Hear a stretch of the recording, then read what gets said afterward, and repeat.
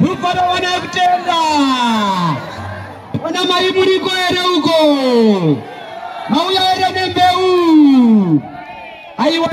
Wana baba muriko ere. Tati mbeu ya mauya na zere. Rukarikara kuna isusuo. Aiwa tinotenda Mwari. Mwari wakanaka nguwa dzose.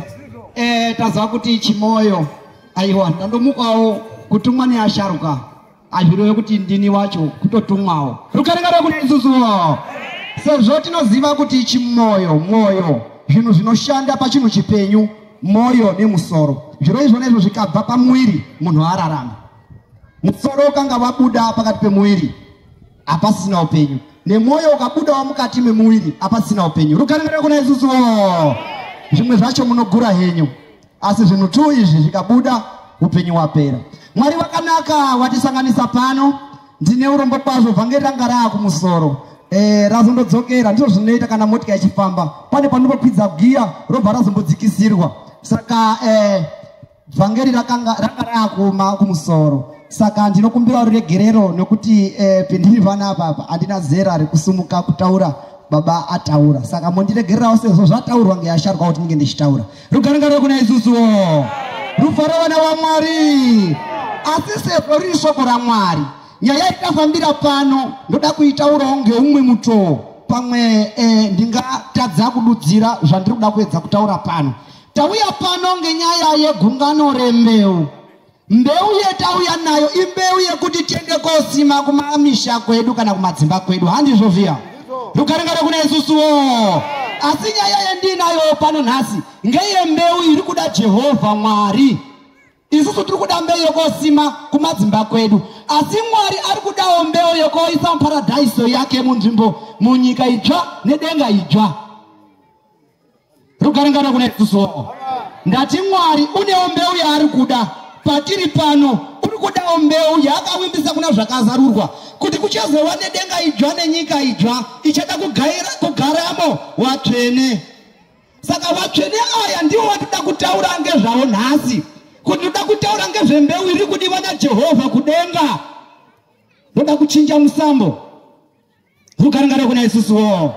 Mwari kutanga vakazviona zvine kodzero yekuti asike munhu wakafanana naye. Iri mbeu yaakaona kuti yaifanira kuti igare panyika ino itye Mwari nekumunamata mumweya nemuchokwadi. Rukarikara kuna isusuo.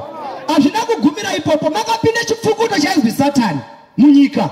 Makanga masiyiwa munhu wakafanana naMwari. Munhu akakwanisa kubva pana Mwari. Mwari ipona aada kumirira ipapo. Vakazvisesedza kusvika panguva yaNoa. Mvura ikanaya zvakanyanya ikaparadza vanhu. Asi Mwari vakatsvaka mbeu ipapo. Rugare. Rufaro vana vekutenda.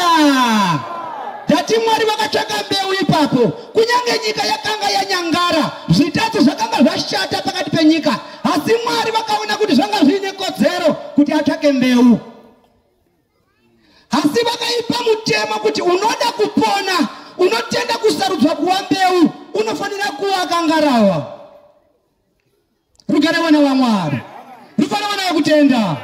Pakuwa akangarawa uku zvakataurirwa kumunhu wese. Shoko iri rakasvika munyika yose kuti zvazi ndiNoa akaingarawa. Anhu akaona Noa kunge munhu asina kukwana. Vamwe vakatomboenda kotema miti akauya nadzo. Kutotema wakakangarawa yaNoa anhu.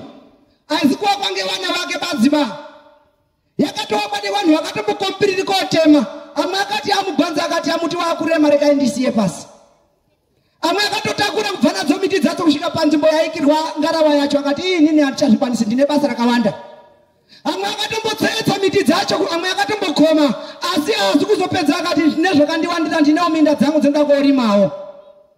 Ngarawa yakaakwa ngevanhu vazhinji, asi akazopindemo washoma. Rukarikara kuna isusuo. Mwari vakanga ari kusarudzawo mbeu. Mbeu iri kudiwa ndiMwari tisu vanhu vaMwari.